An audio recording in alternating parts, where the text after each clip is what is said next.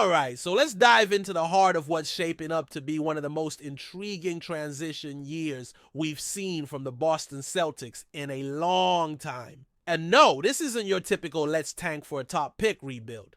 This feels different. This feels strategic. It's the type of season that could tell us a lot more about the future of this franchise than any playoff run would. So if you're a Celtics fan, you better be paying close attention because the 2025-26 season might not be about banners. It might be about blueprint.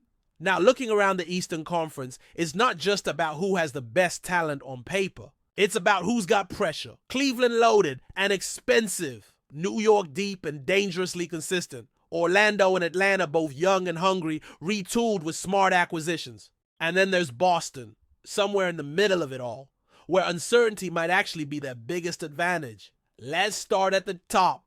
The Cavaliers brought back their full core. This is a team that's expected to win right now.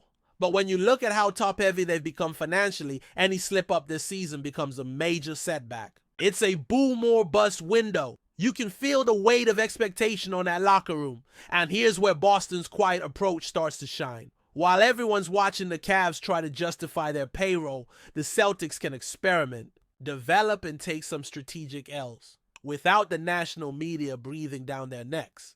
And then you got the Knicks. Man, they're going to be a problem. A regular season juggernaut energy. Mike Brown is calling the shots now, and they brought back almost their entire core. Jalen Brunson, OG Anunoby, even Karl Anthony Towns is in the fold. They're built to steamroll through 82 games. But here's the catch. It's only a matter of time before the Mikal Bridges extension conversations heat up. That could throw off the chemistry a bit. Early season slip maybe, but barring a complete meltdown, they're locked into a top 2 seed. Meanwhile, Orlando and Atlanta made some real moves. Orlando bringing in Desmond Bane and Tyus Jones adds serious backcourt depth to a team that already has a star in the making in Paolo Banchero. And don't sleep on that Banchero leap. This might be the year he jumps into All-NBA territory. I'm calling it now second team. Atlanta, on the other hand, is finally figuring out how to build around Trae Young without just stacking volume shooters. Luke Kennard, Nickeil, Alexander Walker, plus the return of a healthy Jalen Johnson and the addition of Kristaps Porzingis. That's a legit squad. If they stay healthy, they're going to be dangerous. So where does that leave Boston? Here's where. Things get interesting. The top 4 in the East feel pretty locked in. Maybe an injury opens a door, but otherwise that group is probably untouchable. But that 5-totem range, that's where chaos reigns. You got Detroit, who might be the favorite for the 5 seed. You got Indiana, Miami, Milwaukee, even Toronto in the mix. And Boston is the wild card. This is the first full season without Jason Tatum since he came into the league. That's massive. It's Jaylen Brown's team now. No asterisks, no shadows, no excuses. If Jalen wants to shut up the critics and prove he's more than a number 2, this is his shot. We already know he's been putting in work with Lethal Shooter. We've seen the off-season drills. If the handle tightens up and that left hand starts working like it's supposed to, we might be talking about a first-team All-NBA season, like legit 30 points per game. If you're a fantasy player, Jaylen Brown might be your sneaky first-round pick. And if the Celtics lean into that momentum, maybe they go all in. Maybe Anthony Simons stays put and becomes more than a trade chip. Maybe Peyton Pritchard makes the leap, Derek White becomes the veteran anchor, and Sam Hauser stays hot from deep. You sprinkle in some solid minutes from the younger guys and boom! You're looking at a team that could punch up into that 5 or 6 seed, maybe even host a playing game. But then there's the other side of the coin, the longer view. What? If Boston doesn't try to force a playoff run this year, what if they go full and find out what we've got mode? What if this entire season is an extended scouting mission for 2026 when Tatum returns and the cap sheet finally breathes again? That's where things get really compelling. Think about it. Wouldn't you want to know? Really know? If guys like Jordan Walsh or Hugo Gonzalez can contribute when the lights are bright, can Baylor Shireman hit big shots under pressure? Can Peyton Pritchard run an offense, or is he just a spark plug? Is Amari Williams a long-term rotation piece? What's Luka Garza's ceiling if he gets 20 minutes a night? Is Neemias Queta just flashes or something real? What kind of upside are we talking about with Max Shoga? This season should be all about finding out. We've seen this approach work before. Just look at what the Oklahoma City Thunder did 2 years ago. They could have made a big trade at the deadline and gone for it, but instead Sam Presti let it ride. He wanted to see his guys in the playoffs, wanted to see how they responded under pressure. What did he learn that Josh Giddey wasn't a fit? That they needed backcourt defense, that they needed rim protection. So what did he do? Went and got Alex Caruso and Isaiah Hartenstein, the Result A championship the following year. That's the model. That's what Boston should be doing. Let Jalen cook. Give him the ball. Let him lead and watch what happens. Let Simons do his thing and see if he's part of the future. Let the kids get real minutes. Make decisions based on data, not vibes. Because next year when Tatum comes back and the East is still top heavy, but more expensive and more vulnerable, you want to be ready. You want to know what pieces fit around your two stars. And don't get it twisted. The East is going to look different a year from now.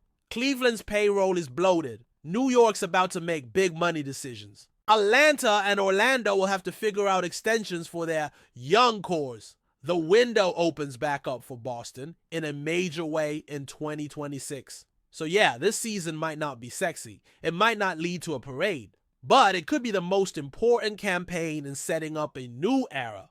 One that's not just built around talent, but around chemistry, clarity, and conviction. Keep your eyes on the court because the blueprint is unfolding one possession at a time. Let's talk about the other side of this journey, the messier, murkier path that's less about chasing wins and more about identifying holes.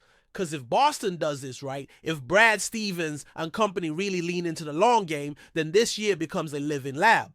And in that lab, every minute matters, every rotation, every bench experiment, every G League assignment. It's all valuable data. The biggest question, and probably the one that's going to linger until next summer, is what the Celtics truly have in their front court. Because let's be honest, right now, the 5 spot is a giant question mark. Xavier Tillman, solid vet, high IQ, defender, physical presence. But he's a rotation guy on a good team, not your playoff starter. On a rebuilding squad, maybe he's a mentor or a stabilizer. But long-term piece, that's murky. Then there's Neemias Queta. Now, this is where it gets a little more interesting. Because Queta's shown flashes. You'll see a night here or there and think, wait a second. Is this guy giving prime Robert Williams energy? Then the next night, he's in foul trouble in 5 minutes and disappears completely. So again, it's about giving him consistent run, not garbage time, not 6 minutes off the bench, real structured minutes against real competition. Let's see what he can do over 30 games. Then there's Luka Garza. Offensively, he's a bowling ball with a jumper. He can space the floor. He's tough in the paint. He's smart.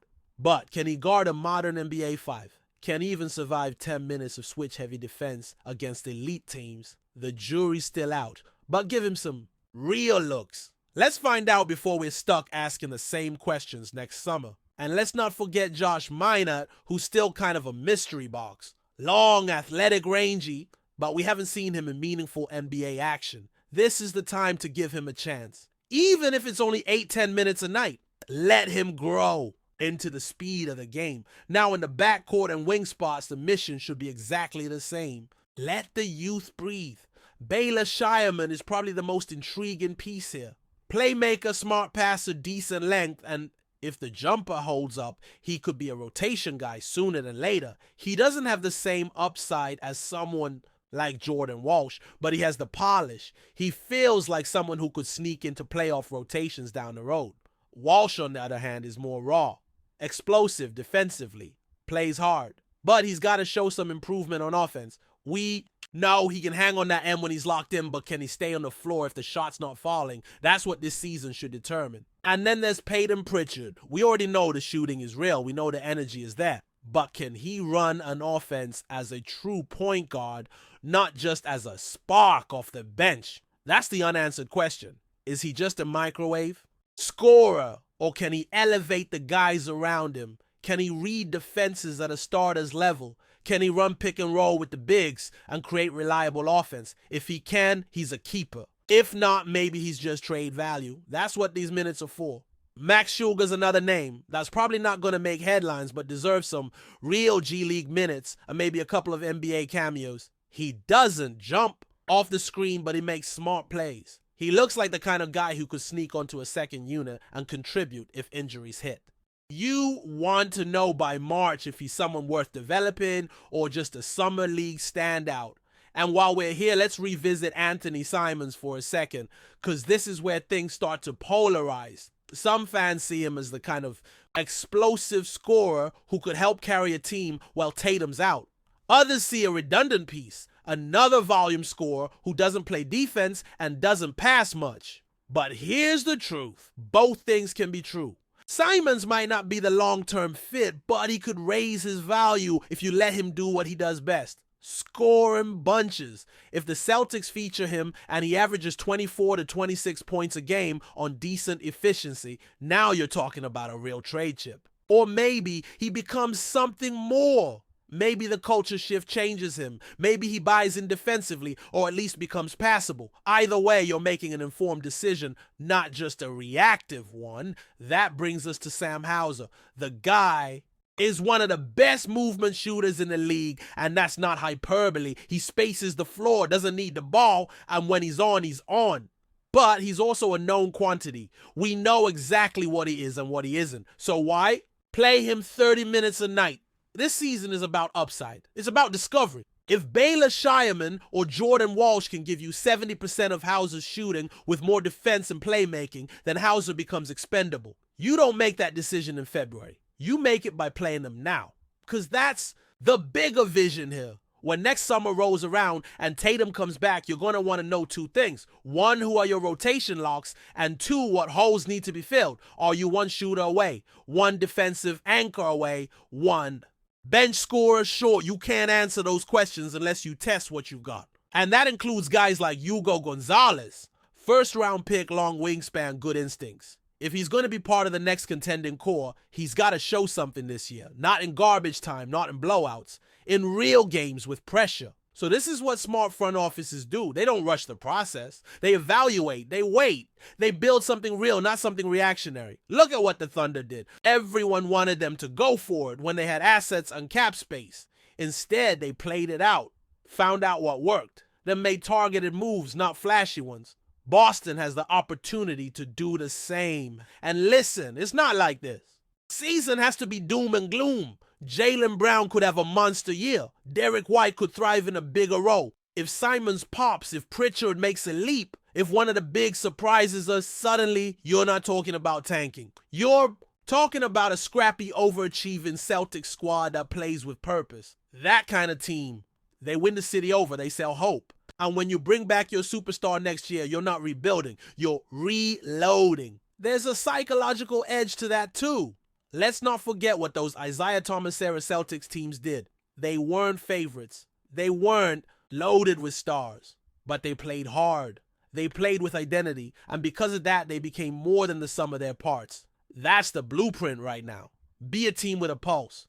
Be a team that other franchises hate playing on a Tuesday night in February. Make your fans care about Jordan Walsh's box score. Make Max Shoga minutes matter. And that's the beauty of this kind of season. The stakes are different, but they're no less real. Every possession, every substitution, every lineup experiment, it all contributes to the long-term vision. Because when the dust settles and Jason Tatum walks back into the gym next summer, the Celtics need to know exactly who's riding with him. No guesswork, no hypotheticals, just a team with clarity, direction, and a plan. So yeah, keep watching, because even if the standings don't tell the whole story, the tape will.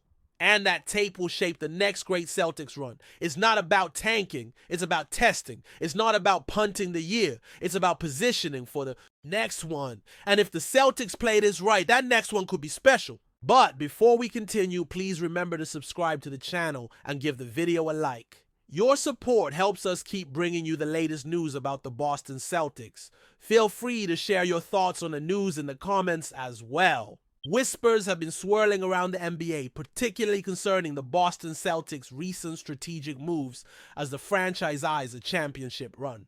The latest buzz involves head coach Joe Mazzulla's rumored interest in reinforcing the team's interior defense with none other than the rising Filipino sensation Kai Sotto.